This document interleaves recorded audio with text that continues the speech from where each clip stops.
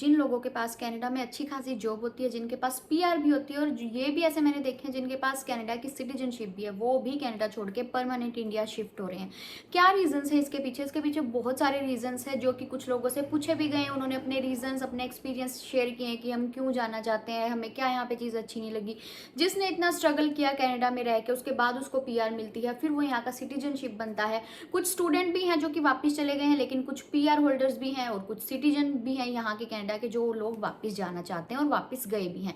तो एक बार फिर से आपका मेरे एक न्यू वीडियो में स्वागत है। तो आज की वीडियो में हम बात करेंगे कि उन्होंने अपने एक्सपीरियंस शेयर करके उन्होंने क्या कहा, उनके क्या रीजंस है और वो क्यों कनाडा छोड़ के वापस इंडिया परमानेंट जाना चाहते हैं। तो सबसे पहला रीजन है हेल्थ। जब हमारी हेल्थ पे बात आती है तो हमें उसी टाइम ट्रीटमेंट की नीड होती है। अगर हम इंडिया होते हैं, अगर हमें थोड़ी सी भी प्रॉब्लम होती है, हम भाग के हॉस्पिटल जाते हैं, इमरजेंसी में चले जाते हैं, हमें बढ़िया इलाज, बढ़िया दवाइयाँ, बढ़िया डॉक्टर हमें सजेस्ट करता है और हम थोड़ी देर में ठीक हो जाते हैं।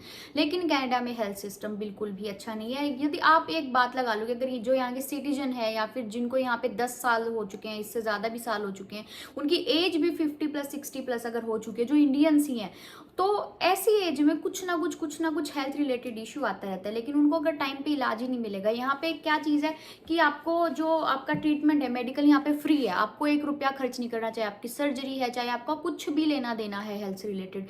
लेकिन एक बात बताओ, अगर वो हेल्थ का इलाज, अगर हमें कुछ भी प्रॉब्लम होती है, हमें साथ के साथ मिलेगा ही नहीं, हमें 1 महीने के बाद मिल रहा है। जब हमारी बीमारी महीने से पहले इतनी सी है, छोटी सी, और उसके बाद बन जाता हो पूरा पहाड़, पूरी चट्टान। 1 महीने बाद जब हमें ट्रीटमेंट मिलेगा, उस चीज़ का फायदा क्या है? क्या 1 महीने के बाद हम बच भी पाएंगे जब वो बीमारी इतनी बड़ी हो चुकी होगी? क्योंकि हमारे पास तो ऑप्शन ही कनाडा है, हम किसी और शहर में भी नहीं जा सकते। होता है जैसे इंडिया में, तो चल इस शहर में अगर हमें डॉक्टर नहीं मिल रहा, हम दूसरे शहर में चले जाते हैं, हम उस जगह चले जाते हैं। यहाँ पे तो आप पूरे कनाडा में कहीं भी घूम लो, इलाज आपका ऐसे ही होगा जैसे आपको 1 महीने के बाद अपॉइंटमेंट मिली है या उसके बाद आपको मिला है, ऐसे ही चक्कर होता है। किसी को ब्लड प्रेशर का बहुत ज़्यादा इशू रहता है, किसी को किसी चीज़ से रिलेटेड हेल्थ इशू है। तो ये चीज़ें हैं, ये एक सबसे बड़ा फैक्टर है, सबसे बड़ा रीज़न है कि लोग कनाडा छोड़ के जाना चाहते हैं। देखो, फ्री हेल्थ सेवा का, फ्री सेवा का कोई मतलब नहीं बनता अगर हमें टाइम पे इलाज नहीं मिले। यहाँ पे खांसी हो, जुकाम हो, बुखार हो, या आपके कहीं भी दर्द हो, या कोई भी चीज़ हो, आपको हार्ट में भी प्रॉब्लम हो, हर चीज़ की एक दवाई दे देते हैं। एक ट्राइनोल ऐसे कुछ दवाई आती है जिसका कोई खास असर भी नहीं है कि आप उसको ले भी लोगे तो आप ठीक हो जाओगे, कुछ नहीं होने वाला। अपने इंडिया में 100 तरह के ऑप्शन अवेलेबल होते हैं कि अगर गले में कोई दिक्कत हो तो ये वाली दवाई लो, वो वाली ले लो। लेकिन यहाँ पे एक दवाई पकड़ी हुई इन्होंने, ट्राइनोल। मैं यहाँ पे आपको स्क्रीन पे लगा के दिखा दूंगी। एक दवाई है, हर एक बीमारी में यही दवाई दे देते कि आप ये ले लो। अरे किसी के तो कुछ डिफरेंट दवाई होगी ना। तो बस एक ये टेंशन वाला फैक्टर है, अगर किसी को टाइम पे हेल्थ का इलाज नहीं मिलेगा तो वो यहाँ पे रह के इतनी बड़ी कंट्री में करेगा क्या? जिसके लिए मैं खुद बहुत बार सोचती हूँ, अगर बाई चांस कभी भगवान ना करे कोई हमें ऐसा कोई हेल्थ इशू आ गया और मुझे जाना पड़ गया और मेरे को टाइम पे इलाज ही नहीं मिला, मुझे वेट करना पड़ रहा है, मैं खुद हेल्थ की वजह से परेशान हूँ, लेकिन मैं 10-10 घंटे वेट कर रही हूँ, तो क्या फ़ायदा है ऐसी कंट्री में रहने का? ऐसे पैसे का भी क्या फ़ायदा है जहाँ हमारी हेल्थ ही ठीक ना रह सके? तो सबसे बड़ा ये फैक्टर और रीज़न है। दूसरा रीज़न है एक्सपेक्टेशंस। जब हम यहाँ पे कनाडा के बारे में सोच के आते हैं, हमारे दिमाग में बहुत सारी ऐसी एक्सपेक्टेशन होती है कि हम तो 3 साल में वहाँ सेटल हो जाएंगे, 5 साल में हमारे पास ये भी चीज़ आ जाएगी, वो भी चीज़ आ जाएगी, ये भी होगा, फुल इंजॉयमेंट होगी। तो जो आप कनाडा की पिक्चर बना के आते हो इंडिया से, वो चीज़ यहाँ पे आपको आके नहीं मिलती। और जब एक्सपेक्टेशन हर्ट होती है, वो दिमाग का संतुलन हिला देती है। मैं सीरियसली बता रही हूँ, एक्सपेक्टेशन कभी भी किसी भी चीज़ में, आप लाइफ में, यही नहीं, लाइफ में आप किसी भी चीज़ से कोई भी एक्सपेक्टेशन मत रखो, तो आपकी लाइफ बहुत ज़्यादा ईजी हो जाएगी। तो क्या चीज़ है यहाँ पे, जो एक्सपेक्टेशन रख के आते हैं, कुछ टाइम में वो गाड़ी ले लेते हैं, आती 1 साल में, 1.5 साल में। उनको छोटी गाड़ी में भी सब्र नहीं होता, बहुत ज़्यादा बड़ी गाड़ी ले लेते हैं कि हम तो काम कर रहे हैं, बढ़िया पेचेक आ जाता है हर 2 हफ्ते में, कोई दिक्कत नहीं, आराम से किस्त भर देंगे, आराम से इंश्योरेंस चली जाएगी। लेकिन क्या आपकी वो जॉब परमानेंट होती है? परमानेंट नहीं होती है। तो कुछ लोगों की जॉब छूट जाती है बीच में, या तो वो काम से निकाल देते हैं, या फिर हम ही वहाँ पे ऐसा कोई एटमोसफेयर होता है या ऐसी कोई चीज़ हो जाती है कि हम वहाँ पे काम नहीं कर पाते। उसके बाद उस गाड़ी की किस्त कौन भरेगा, कहाँ से भरेगा? कनाडा में मैं एक चीज़ बता दूं, अगर आपने 1 महीने भी काम नहीं किया ना, तो आप कनाडा में सरवाइव नहीं कर सकते। इतना ज़्यादा यहाँ पे बुरा हाल हो जाता है। इंडिया में ये चीज़ नहीं होती, इंडिया में हम कुछ ना कुछ करके सरवाइव कर लेते हैं, लेकिन यहाँ पे हमें रेंट पे करना होता है। अगर हमारे पास गाड़ी है, गाड़ी की किस्त जानी है, इंश्योरेंस जानी है, उसका तेल लगना है, हमारा खाना पीना है, हर एक चीज़ होती है, कॉलेज की फीस है, बहुत ज़्यादा चीज़ें होती है। तो यहाँ पे अगर आप 1-2 महीना घर बैठ गए तो दिमाग पे इतनी ज़्यादा टेंशन हो जाती है कि आपको समझ नहीं आता कि हम जाएं कहाँ, क्या करें। इसीलिए आजकल यहाँ पे सुसाइड कोविड केस इतने ज़्यादा बढ़ रहे हैं, तो जितना हो सके एक्सपेक्टेशन प्लीज़ कम लेके आओ। और आप एकदम से आते हैं यहाँ पे, मैं तो ये बड़ी गाड़ी खरीद लेता हूँ, मैं तो ये चीज़ भी कर लेता हूँ, मैं तो मतलब उनको ये होता है कि ईएमआई पे हर एक चीज़ चल जाती है। ईएमआई है, ईएमआई हम आराम से भर देंगे, चाहे वो गाड़ी हो चाहे कोई और चीज़ हमने बड़ी खरीदी, यहाँ पे हर एक चीज़ पे ईएमआई हो जाती है।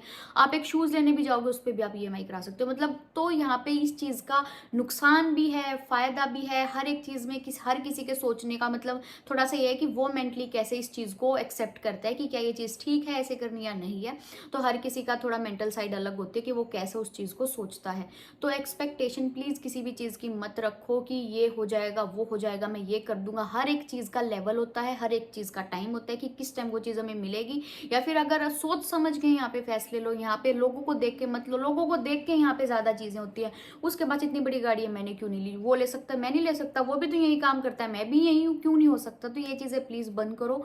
इस वजह से एक्सपेक्टेशन जब पूरी नहीं होती तो स्ट्रेस में और डिप्रेशन में जाता है, फिर उसको होता है मैं क्यों आया, मैं इंडिया ही वापस चला जाता हूँ। उसके बाद आता है पेशेंस। लोगों में पेशेंस लेवल अभी इस टाइम पे बिल्कुल भी नहीं है। अगर उनको 2 महीने में काम नहीं मिला वो डिक्लेयर कर देंगे काम नहीं है। 3 महीने में नहीं मिला, कनाडा खराब है, कनाडा में कुछ नहीं है, कनाडा ये कनाडा वो, हर एक चीज़ की बुराई करना शुरू कर देते हैं। हमारे तो इंडिया में ऐसा था ही नहीं। सबसे बड़ी चीज़ कंपैरिजन। कंपैरिजन आप जिस दिन बंद कर दोगे ना, आपकी लाइफ आधी सेट हो जाएगी, आपकी लाइफ आधी प्रॉब्लम सॉल्व हो जाएंगी। तो प्लीज़ कंपैरिजन बंद कर दो। कनाडा आने के बाद इंडिया में तो ऐसे होता था, यहाँ पे तो यार ऐसे है, इंडिया में तो हम ये भी कर लेते थे, यहाँ पे तो ऐसे है। अभी आप जिस कंट्री में हो तो आप उसी कंट्री की बात करो। ये चीज़ कभी नहीं हो सकती कि हम इंडिया वापस चले जाएंगे। जब आप इंडिया वापस भी चले जाओगे ना, तो इंडिया जाके आप कनाडा की बात करोगे, यार कनाडा में तो ऐसे होता था। तो दोनों जगह की अपनी अपनी खूबियां हैं, दोनों जगह की अपनी अपनी खामियां हैं। ये चीज़ हमेशा अपने माइंड में रखो। कंपेयर, अगर आप कंपेयर करने पे आओगे ना, तो वो आप अपने आप को मार रहे हो। हमेशा याद रखो, कंपैरिजन किल्स। कंपैरिजन हमेशा आपको अंदर से मार देता है, खत्म कर देता है इंसान को। कंपेयर कभी भी मत करो किसी भी चीज़ को। कनाडा की चीज़ कनाडा की है, इंडिया की चीज़ इंडिया की है। ये हमें भी कनाडा आने से पहले पता होता है कि यार वहाँ पे ऐसी ऐसी प्रॉब्लम हमें आएंगी, ऐसी ऐसी प्रॉब्लम हमें फेस करनी पड़ेंगी। वहाँ पे इंडिया जैसा चाट मसाला खाना पीने का वो सिस्टम नहीं है कि आप इंडिया में आपका मन किया 4 बजे उठे, चल यार चलते हैं उस गली में, आपको कोई नुक्कड़ पे खड़ा हुआ मिल जाएगा रेडी वाला, टिक्की खिला दे। यहाँ पे ये सब चीज़ें नहीं होती। तो ये सब चीज़ें प्लीज़ कंपेयर मत करो। जब आप कंपैरिजन बंद कर दोगे आपकी प्रॉब्लम आधी सोल्व हो जाएंगी। ये चीज़ें मत करो। ये चीज़ आप अगर यहाँ से चले भी जाओगे ना इंडिया, तो आपको जाके कनाडा की ही याद आने वाली है। कुछ चीज़ें कनाडा में भी बहुत ज़्यादा अच्छी हैं जो आप इंडिया में जाके बोलोगे यार कनाडा में तो ऐसे अच्छा होता था। तो कंपैरिजन बंद करो, तो आपको इंडिया वापस जाने की ज़रूरत नहीं पड़ेगी। देखो दोनों जगह की अपनी अपनी खूबियाँ होती हैं। अब हम ये चीज़ नहीं कर सकते कि हम यहाँ पे आ गए हैं तो हम सिर्फ कनाडा की बुराई ही करेंगे। कनाडा में अच्छी चीज़ें भी बहुत है, लेकिन हमारे दिमाग में ही कंपैरिजन बैठा हुआ है कि नहीं वहाँ पे तो इतने का कुरकुरे का पैकेट मिलता था, यहाँ पे इतने का मिलता, मैं तो नहीं खा सकता, भूखे मरोगे, ये चीज़ें हैं। तो इस चीज़ से ना आप इतने ज़्यादा मेंटली डिस्टर्ब हो जाओगे कि आप यहाँ पे ना एक दिन निकाल पाओगे, ना यहाँ पे अच्छे से खाना खा पाओगे, कुछ भी चीज़ें नहीं। यहाँ पे आप रहते अकेले हो, तो सारी चीज़ें प्लीज़ मेंटली थोड़ा सोच समझ के करो, कंपेरिजन बंद कर दो। उसके बाद कुछ केस ऐसे भी आए हैं, कुछ ने अपना एक्सपीरियंस ऐसे भी शेयर किया है कि घर लेना। देखो घर यहाँ पे 5% 10% आप पे करो, डाउन पेमेंट पे करो, आपको घर मिल जाता है, आपको लोन पे करना है। तो कुछ लोगों को लगता है कि यार 25 से 30 साल लोन ही पे करते रहो। यहाँ पे जैसे हम अगर घर लेते हैं तो हमें हमारे समझ लो कि 30 साल हमारे गए, हमें लोन ही पे करना पड़ेगा 30 साल। वो आपके ऊपर है कि आपकी इनकम कितनी है। अगर आप ज़्यादा पे कर सकते हो या आप लोन की किस्त ज़्यादा बढ़वा सकते हो, ईयर्स कम कर सकते हो, वो आपके ऊपर है। लेकिन 90% आपको 80 to 90% यही है कि आपको 25 से 30 साल आपको लोन पे करना पड़ेगा। और फिर क्या सोचते हैं, हमारी तो उम्र ऐसे ही निकल जाएगी, हम तो लोन ही पे करते रह जाएंगे, हमारे तो 30-30 साल ऐसे हो जाएंगे। फिर उनकी बात आती है इंडिया की।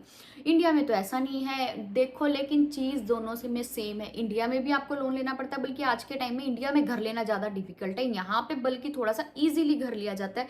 जो कि चीज़ें मैंने नोटिस की हैं, जो मैंने लोगों के एक्सपीरियंस सुने, कनाडा में घर हम ईजिली थोड़ा ले सकते हैं as compare to India. Loan हम इंडिया भी पे करते हैं, ऐसे ही पे करते हैं। वहाँ भी हमारा कोई ये नहीं है कि हम 5 साल में लोन पे कर देते हैं या हम साथ के साथ पूरा कैश दे रहे हैं, लो करोड़ रुपए और हमें घर दो। इंडिया में भी ये चीज़ नहीं है। इंडिया में भी हमारा 15 से 20 साल लोन ही चलता है और कनाडा में भी वही चलता है। लेकिन फिर भी वही चीज़ है ना, आपके पास 2 ऑप्शन है। आप जरूर से जरूर कंपेरिजन करोगे कि नहीं इंडिया में तो ऐसे है, तो ये चीज़ मत करो। तो मोस्टली मैंने ऐसे केसेस देखे हैं जिसमें बोलते हैं कि यहाँ पे हम नहीं पे कर सकते, 30-30 साल हम किस्तें नहीं भर सकते, हम तो यहाँ पे बंद के रह जाएंगे। कुछ लोग इसको पॉजिटिव वे में भी लेते हैं, कुछ लोग इसको नेगेटिव वे में भी लेते हैं। वो आपके ऊपर है कि आप इस चीज़ को किस वे में एक्सेप्ट कर रहे हो कि क्या हमारा 30 साल तक लोन की किस्तें पे करना ठीक है या नहीं है। किस्तें आपको इंडिया में भी पे करनी है, हमेशा याद रखना। ये अपने दिमाग में से हटा दो चीज़ें कि यहाँ पे हम 30 साल भरते रहेंगे, इंडिया में कम से कम अपने घर में तो हैं। सेम चीज़ है, अगर आप इंडिया जाके ये चीज़ सोचोगे ना तो आपको कनाडा की ये वो आएगी, आप कनाडा रह के सोच रहे हो तो आपको इंडिया की वो आएगी। तो प्लीज़ अच्छा यही है, जहाँ हो वहीं का सोचो। या मैं खुद, मेरे में ये चीज़ अभी तक भी मेरे में थोड़ी थोड़ी चीज़ें हैं कि मैं डॉलर कंपेयर करती हूँ कि यार वहाँ पे 5 रुपए की ये चीज़ आ जाती थी, यहाँ पे मेरे को $2 देने पड़ते हैं। तो ये चीज़ हमेशा हमारा दिमाग खराब करती है, हमेशा हमें थोड़ा सा उदास कर देती है कि यार वहाँ पे हम इतने की लेते थे, यहाँ हमें इतने पैसे पे करने पड़े। लेकिन आप कमा भी तो डॉलर में ही रहे हो ना, यहाँ पे आप रुपीज़ में तो नहीं कमा रहे। तो ये चीज़ें हैं। तो ये चीज़ें प्लीज़ अपने एक्सपेक्टेशन, अपना पेशेंस लेवल या फिर लोगों को दिखाने के लिए चीज़ें करना और फिर खुद स्ट्रेस में चले जाना, फिर वो हमारा ईएमआई नहीं भर पाना, तो ये चीज़ें खुद तो हम खुद मुसीबत अपने ऊपर लेते हैं। और कुछ हमारी मेंटेलिटी, हर एक चीज़ का एक्सपीरियंस होता है लाइफ का, किसी किसी का रियल एक्सपीरियंस भी होता है कि वो यहाँ पे रह सकता है या फिर उसको सही नहीं लग रहा तो वो चले जाओ इंडिया। लेकिन जो चीज़ें मैंने बताई हैं वो चीज़ें आप खुद सोच के देखो कि क्या अगर वही चीज़ इंडिया में भी है तो क्या ये ठीक है। तो ऐसे कंपैरिजन करो, ये चीज़ों में कंपैरिजन मत करो कि इंडिया में तो ऐसे हैं, क्योंकि अभी आप जहाँ हो तो वहीं की सोचो। इंडिया से कंपेयर कुछ भी चीज़ मत करो। हाँ, कुछ ऐसे हो जाते हैं कि हमें 4 से 5 साल कनाडा रहते हो गए, तो वो चीज़ें ना हमें फिर हिट करनी शुरू कर देती है कि यार अब तो बस इंडिया ही जाना है बहुत बहुत हो गया, यहाँ पे नहीं रहा जा रहा। इंडिया में जहाँ मन किया उठ के मुंह उठा के चले गए, अब वहाँ निकलते हैं। यहाँ पे तो हर जगह ऐसी है, यहाँ पे तो ना कोई त्योहार है, यहाँ पे तो ना कोई चीज़ें हैं। देखो, हमें जो है ना एडजस्ट हर जगह करना पड़ता है, हमें एडजस्ट इंडिया में भी करना पड़ता है, कनाडा में भी करना पड़ता है। लेकिन अगर आप अपनी स्किल और अपना थोड़ा सा दिमाग अगर यहाँ पे यूज़ करो ना अच्छे तरीके से, अच्छी चीज़ों में, तो आप कनाडा में इतनी अच्छी लाइफ सेट कर सकते हो जो आप सोच भी नहीं सकते। हेल्थ एक ऐसा फैक्टर है जिसको मैं भी सोचती हूँ कि अगर हेल्थ आपको ट्रीटमेंट नहीं मिल रहा टाइम पे तो उस कंट्री का कोई फ़ायदा नहीं है। ये चीज़ मेरे दिमाग में भी है। तो अगर आपको हेल्थ का बहुत ज़्यादा इशू और आपको टाइम टू टाइम ट्रीटमेंट नहीं मिल पा रहा और आपकी हेल्थ पे बहुत ज़्यादा दिक्कत आ रही है, तो फिर आपको कनाडा रहने का कोई फ़ायदा नहीं है, क्योंकि जान प्यारी है। अगर जहाँ पे हेल्थ ही नहीं है, हम ही इंसान ज़िंदा ठीक नहीं है, तो उस कंट्री में पैसे चाहे करोड़ों में हो, उस कंट्री का कोई फ़ायदा नहीं है, क्योंकि हमारा ज़िंदा होना पहले ज़्यादा ज़रूरी है। पैसे तो फिर भी कमाए जा सकते हैं। तो आई होप कि आपको आज की वीडियो समझ आई होगी, और उनसे शेयर करना वीडियो जिनके दिमाग में थोड़ा कंपैरिजन का है, या फिर वो हर चीज़ में ये है कि हम तो एक्सपेक्टेशन रखते हैं, हम तो वहाँ जाएंगे तो पता नहीं क्या उखाड़ लेंगे। टाइम लगता है हर चीज़ में, लेकिन हर चीज़ आपको मिलती है। बस पेशेंस रखना है, एक्सपेक्टेशन कम रखनी है, कंपैरिजन कम रखना है। हेल्थ का आपके ऊपर है, हेल्थ का आपको ही पता है कि हाँ भाई हेल्थ ठीक है नहीं है, मैं वहाँ पर एडजस्ट कर पाऊंगा नहीं कर पाऊंगा। तो आई होप कि आपको आज की वीडियो अच्छी लगी होगी। अच्छी लगी तो लाइक करना, शेयर करना, चैनल सब्सक्राइब करना। फिर मिलती हूँ नेक्स्ट वीडियो में।